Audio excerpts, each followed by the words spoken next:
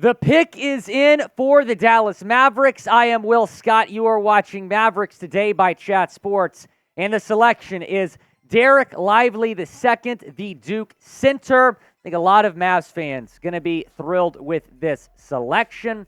Didn't know how I felt taking him at 10. I thought it was more likely him being a target if the Mavericks traded back. And they did trade back. Taking a look at the trade details. So, Dallas trading back 2 spots with Oklahoma City. The Thunder go up. They get Cason Wallace. They also get Davis Bertans as well. So the Mavericks unloading that contract. They also get a trade player exception. And again, they trade back 2 spots to get Dereck Lively II. Big man was a huge need on this Mavericks team. And you know what else was a big need? Defense. He is one of the best defenders in this entire class, and I think has starting caliber potential pretty early on in his NBA career. I think the best defensive big in this class, no question about that. Nick Roloff, our draft expert here at Chat Sports, agrees.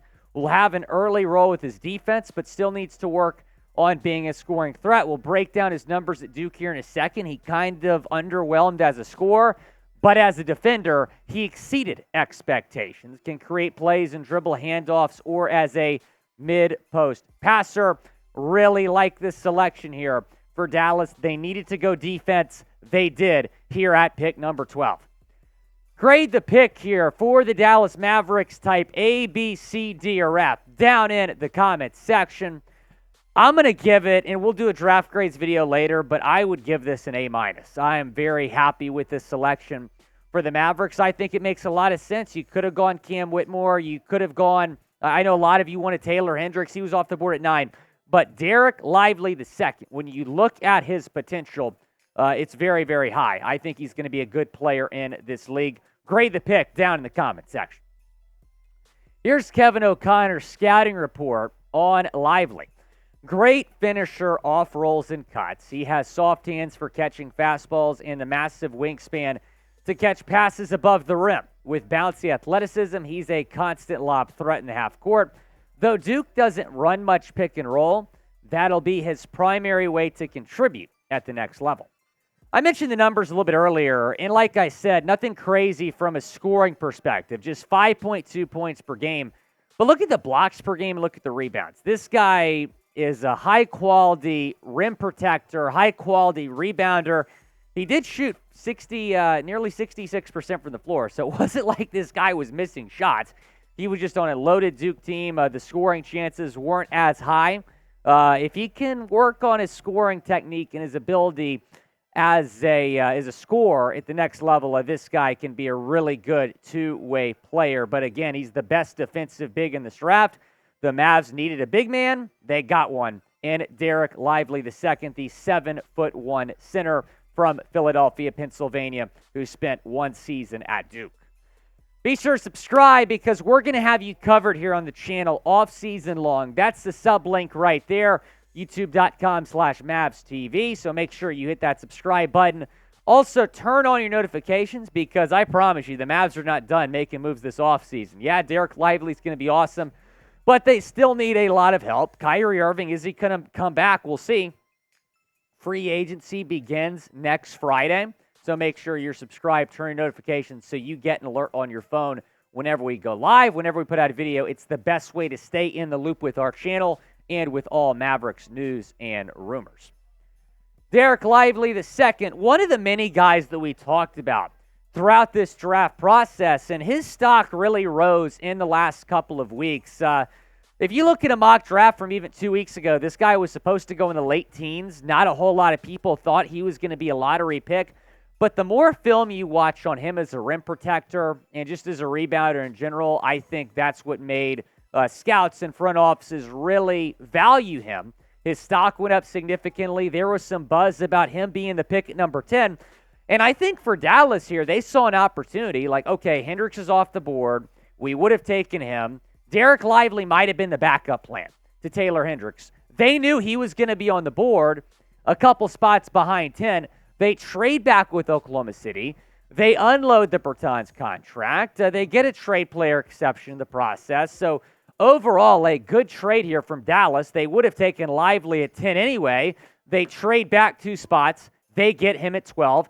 I think this pick and this trade, quite frankly, made a lot of sense. And there was a lot of speculation over the last couple of weeks, ever since the Mavericks found out their lottery status here. They keep that top 10 pick. If it was one spot back, they would have lost the pick to the New York Knicks. Obviously, there's a lot of controversy about how the Mavericks handled their last few regular season games. They tanked, but who hasn't tanked, right? They tanked to make sure they get a top 10 pick, and they trade back 2 spots, and they get Dereck Lively. So I think the expectation for weeks was if Taylor Hendricks is not there, they might trade the pick. They do trade the pick. Some talk about maybe teams jumping up from the 20s to trade with Dallas, get in the top 10. Instead, Dallas's trade partner is about 3 hours north in Oklahoma City, and they trade back 2 spots to get Dereck Lively II, who makes this basketball team a lot better, especially defensively. Will the Mavs make the playoffs? Type Y for yes or type in for no down in the comments section. Obviously, a really disappointing season this past year. You trade for Kyrie Irving. I think a lot of people thought that was going to make them a legit contender in the West, maybe even a favorite to win the West. Instead, they missed the play-in, not just the playoffs, but the play-in entirely. If they bring back Kyrie Irving, if they make some other moves to improve this defense, maybe go out and sign Draymond Green, you get Dereck Lively here in the draft, the Mavs can get better defensively. This can absolutely be a contender in the Western Conference if they're able to bring Kyrie Irving back. I'm typing Y for yes. In fact, I think the Mavs finish top 5 in the West next year.